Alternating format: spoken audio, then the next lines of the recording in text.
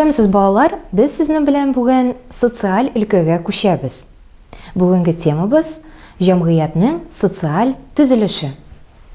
Нәрсә ул социаль структура? Тормыш өлкәләренең бер социаль сфера тәшкил итә. Әлеге өлкә элементларының бәйләнеше җәмгыятьнең социаль төзелешен барлыкка китерә. Гадәттә, мондый элементлар дип зур социаль төркемнәр, сыйныфлар, социаль катлаулар, һөнәри төркемнәр санала. Бу төркемнәр берсе икенчесеннән аерылып кына калмый, алар иерархия системасы булдыралар. Югары, урта, түбән сыйныфлар.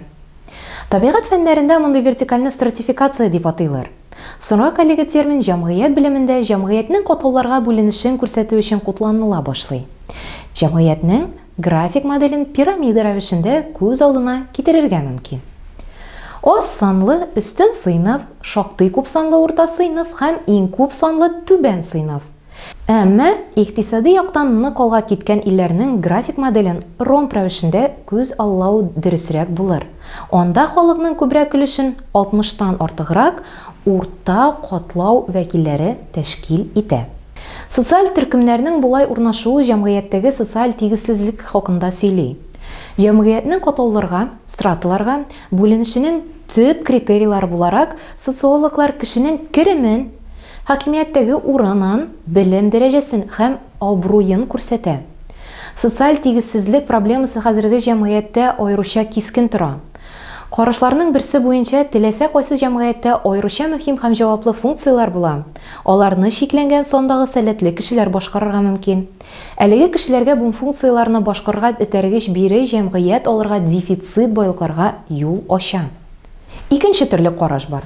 Социаль катлауларга бүленеш җәмгыятьнең милләт ияләре тарафыннан төп байлык хәзинәләрен җитештерү, чаралары үзләштерүләргә нигезләнгән гаделсез иҗтимагый каралыш нәтиҗәсе. Мондый карашлар тарафдарлары социаль бүленеш бетерелергә тиеш һәм моңа хосусый милекне бетерү аша ирешергә мөмкин дигән нәтиҗә ясыйлар. Хәзер без сезнең белән социаль мобильлек турында сөйләшеп китәбез. Социаль система кысаларында аерым кешеләрнең һәм тулаем төркемнәренең күчүе социаль мобильлек дип атала. Горизонталь һәм вертикаль мобильлекне аерып карыйлар. Горизонталь социаль мобильлек бер үк катлау эчендә социаль хәлнең үзгәрешен аңлата. Әйтик, биология укытучысы квалификациясын үзгәртеп география укытучысына әйләнә. Вертикаль социаль мобильлек социаль баскыч басмалары буйлап хәрәкәт чагылыш таба. Бер үк вакытта бу күтәрүле дә түбәнгә төшү дә булырга мөмкин. Беренче очракта күтәрелеш мобильлеге, икенче очракта түбәнгә төшү турында сүз алып баралар.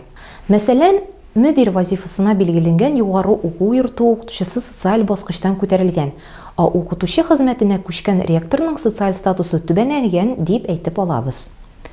Социаль дәрәҗәнең түбәнүе, күтәрелүе аерым кешегә мөнәсәбәтле булган кебек үк тулы бер төркемгә дә хас.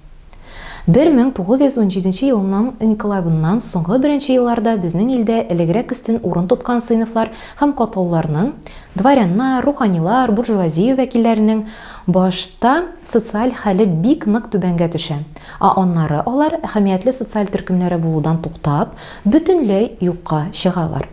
Узган гасырның 90нчы елларында акыл хезмәте белән бәйле кайбер һөнәрләрнең абруе төште. Хәзерге җәмгыятьтә күпчелек кешеләрнең югарыга, җәмгыятьтә өстенрәк ураннарга үрелергә тырышуы аңлашыла. Нинди механизмнар яки социологлар әйткәнчә лифтлар җәмгыятьтә югары күтәрүлегә этәргеч бирәсен. Шуларның берсе югарырак социаль катлау вәкиле белән никахлашу. Көлсулудан патша киленә әверелү өчен патша улына кияүгә чыгарга кирәк. Бу юлны күпләр бүгендә иң җиңеле һәм иң кыскасы дип саный. Әмма һәркем патша малаен каян табып бетерерсең? Шуңа күрә башка социаль лифтларны игътибар беләнрәк карыйк. Икътисади алга киткән илләрдә белем алу белән бәйле күтәрелеш аеруча ышанычлы дип санала. Нәкъ менә яхшы белем алу киләчәктә дәрәҗәле һәм югары хезмәт хакы түләнә торган эш табарга мөмкинлек бирә. Җәмгыятьтә социаль мобильлекнең сәяси механизмнары да була. Маршрут мондый булырга мөмкин. Идарә итүче партиягә керү, аның эшендә актив катнашу, җитәк вазифага билгеләнү, парламентка сайлану яисә хөкүмәттә эшләү. Күп кенә күренекле сәясәтчеләр, югары вазифалар биләүче түрәләр шушы юлны узган.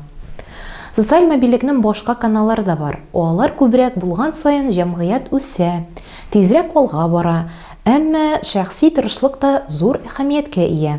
Яхшы белем алу, кирәкле һөнәр үзләштерү, үзеңне сәяси һәм башка эшчәнлектә күрсәтү өчен күп хезмәт куярга, инициатива һәм яхшы мәгънәсендә үҗәтлек күрсәтергә кирәк. Ә хәзер балалар, без сезнең белән социаль төркемнәрнең күп төрлеге турында сөйләшеп китик. Социологиядә социаль төркемнәргә төрле билгеләмәләр бирелә. Кайбер авторлар аны җәмгыятьтә бер үк позицияны тоткан яисә бер үк роль уйнаган кешеләр берлеге дип билгели. Башкалар төркем ул берсе икенчесенең көтелгәнчә үз-үзен тотышына нигезләнеп аралашу, хезмәттәшлек итү максатына җыелган кешеләр дип саный. Шул рәвешчә социаль төркемнең сыйфатлары түбәндәгеләр: билгеле бер кешеләр берлегендә хезмәттәшлек булу, мөнәсәбәтләрне билгеле бер кагыйдәләр нигезендә җайга салу, үзеңнең шушы төркемгә керүеңне аңлау һәм моны башкаларны тануы. Төркемнәрне аерыну нигезенә нинди критерий салынуча карап, зур һәм кече, беренчел һәм икенчел, рәсми һәм рәсми булмаган төркемнән аерып чыгаралар. Бу төркемнәрнең төрләрен җентеклебрәк тикшерик.